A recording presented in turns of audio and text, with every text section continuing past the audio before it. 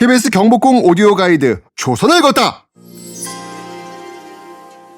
지금부터는 왕과 왕실 가족들의 생활 공간으로 들어가 볼게요. 공식적인 공간들과 어떤 차이가 있을까요? 그걸 비교해보는 재미도 놓치지 마세요.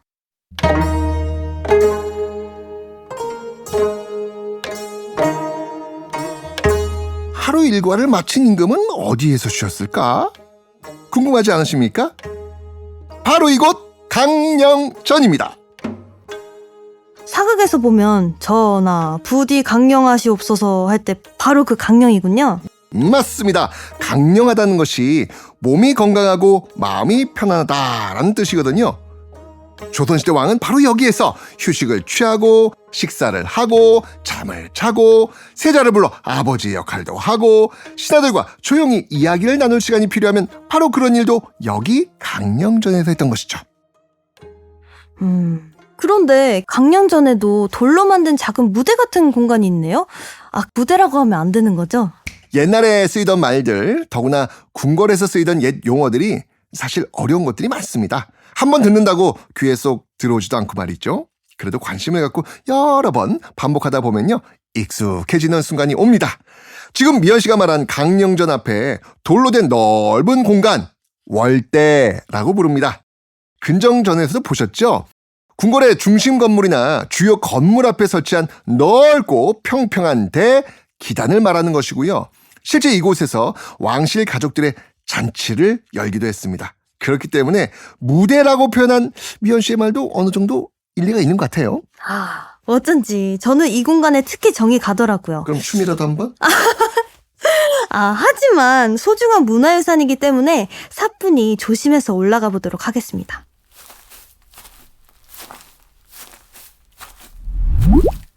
그런데 한가운데 마루 위 천장에요. 뭘 들어 올려놨는데요?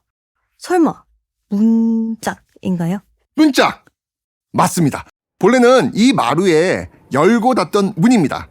그런데 여름에는 시원한 바람을 들일 수 있게 지금처럼 아예 들어 올리고 겨울에는 바람을 막아주도록 저 문을 내려서 세워두었죠. 분한문이라고 하는 우리 건축만의 특징입니다. 여름에 시원하고 겨울에 따뜻해야 왕이 강령하실 수 있었을 테니까요. 그런데 하나로 넓은 방이 아니라 여러 개로 나뉘어 있네요. 가운데는 대청마루로 놓고 좌우 양쪽은 온돌방으로 되어 있습니다. 온돌방은 양쪽 모두 우물정자, 휴대전화 외에 샵 버튼과 같은 모양 아시죠? 그런 모양으로 각 9칸의 방이 있습니다. 한 가운데 방은 왕이 쓰고 그 주변을 빙 둘러 상궁과 나인들이 지키는 모양새였죠. 왕이라는 자리가 마냥 좋기만 한 위치는 아니었을 것 같아요. 이 넓은 궁궐 안에 있던 사람들이 왕 한 사람을 위해 움직였다고 해도 과언이 아닌데 어떤 날은 엄청 부담스러웠을 것 같아요. 왕이 생활하던 공간 둘러다 보니까 그런 생각이 들기도 하죠. 자, 이번에는 강령전 뒤쪽으로 이동해 볼까요?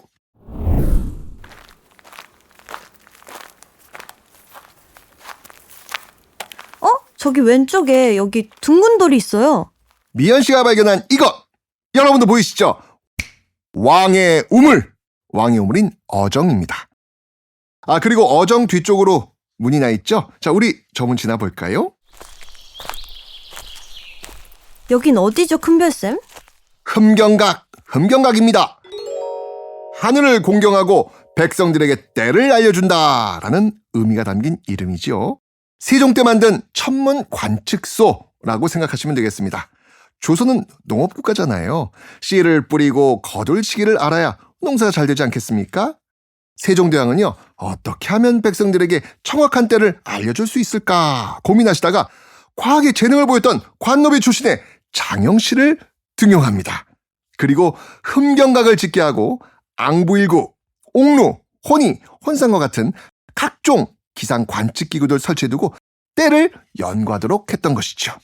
우와, 바로 앞이 강령전이라는 건 세종대왕이 그만큼 이 일을 중요하게 생각하셨다는 거겠죠?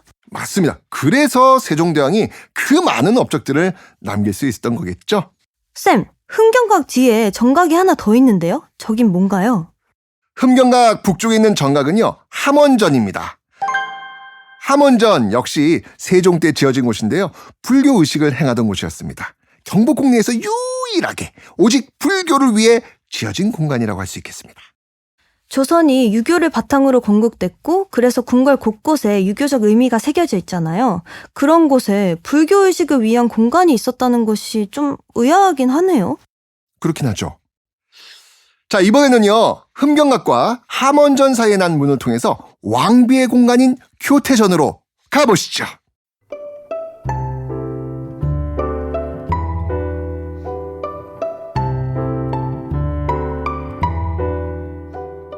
이야, 여기가 교태전이군요. 강령전이 늠름한 기품이 있었다면 교태전은 뭐랄까? 여긴 누가 봐도 여인의 공간이라는 게 단번에 느껴지는데요. 교태전은요, 궁궐에서 가장 깊숙하고 중심이 되는 곳에 있다고 해서 가운데 중자를 써서 중궁전이라고도 했습니다. 교태전은요, 왕과 왕비가 후손을 많이 낳기를 바라는 그런 의미가 담긴 이름입니다.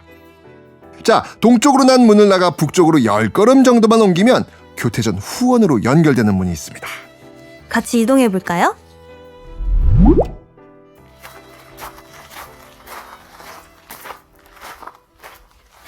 큰별쌤, 그러니까 여기가 교태전 정각 뒤쪽인 거죠?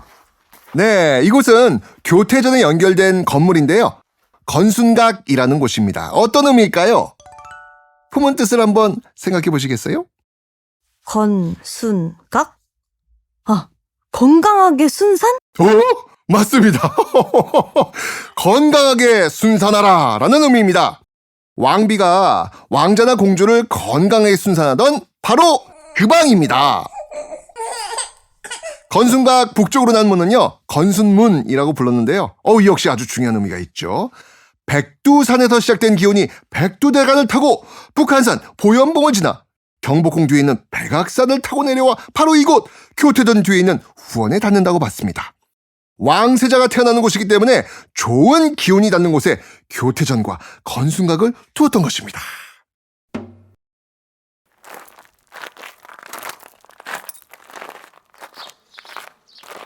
와, 여기가 바로 그 후원이네요. 탁 트인 공간은 아닌데 마치 비밀 정원처럼 아담하고 아름다워요. 공간이 좁아서 그랬는지 계단식으로 꾸몄네요. 맞습니다. 우리나라는 예로부터 좁은 공간을 풍성하게 꾸미기 위해서 계단식으로 후원을 가꿨거든요. 지금 보고 있는 아미산이 그 대표적인 예입니다. 여길 아미산이라고 불렀어요? 산이라고 하기엔 작은 공간인데? 상징적인 의미가 있는 건가요? 앞서 백두산에서 좋은 기운이 전해 내려와 이곳에 닿는다라고 말씀드렸죠? 중국에서 가장 아름답고 신비하다는 산의 이름, 그 산의 이름을 따서 아미산이라고 부른 것입니다.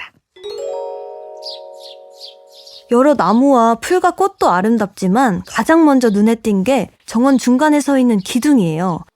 육각형의 기둥인데 각 면마다 문양도 새겨져 있고 기둥의 색도 주변의 자연과 굉장히 잘 어울려요. 저 기둥 덕분에 더 화사한 느낌이랄까요?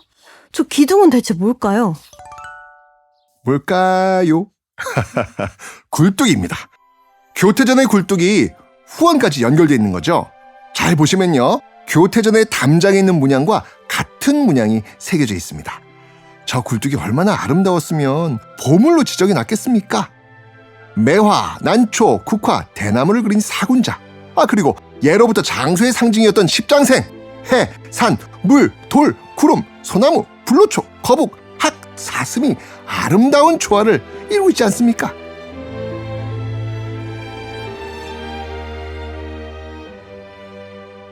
그런데 계단식 화단 중간중간에 돌로 만든 조각상 같은 것들이 있어요. 저건 뭐죠, 큰별쌤? 돌 함지박입니다. 여러분도 발견하셨습니까? 아래에선 잘 안 보이지만요, 위에서 보면 함지박처럼 오목하게 패여 있습니다. 동그란 것은 성년지, 네모난 것은 낙하담인데 돌로 만든 연꽃 모양의 예쁜 연못과 노을이 떨어지는 깊은 연못이라는 의미죠. 노을이 떨어지는 깊은 연못, 좋다. 이 아담한 공간에 정말 많은 걸 채워놨네요. 교태전 뒤쪽 돌계단에 걸터 앉아서 아미산을 마주보고 잠시 쉬어가도 괜찮을 것 같은데요.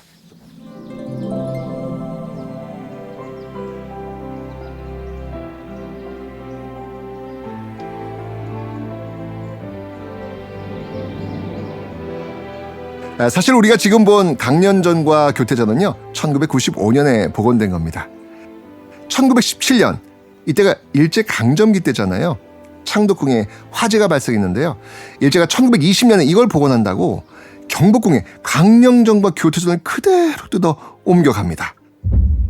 그러니 지금 창덕궁의 희정당이 원래 경복궁에 있던 강령전이고요. 창덕궁의 대조전이 원래 경복궁의 교태전이었던 겁니다. 창덕궁에 갈 기회가 있다면 대조전을 찾아보는 것도 좋겠는데요. 자, 점점 재밌어지는 경복궁 투어. 다음은 또 어떤 공간일까요? 혹시 쉬어가고 싶다면 여기 아미산을 보면서 잠시 여유를 가져보시는 것을 추천합니다. 아고고, 저도 여기서 잠시 쉬어가야겠어요.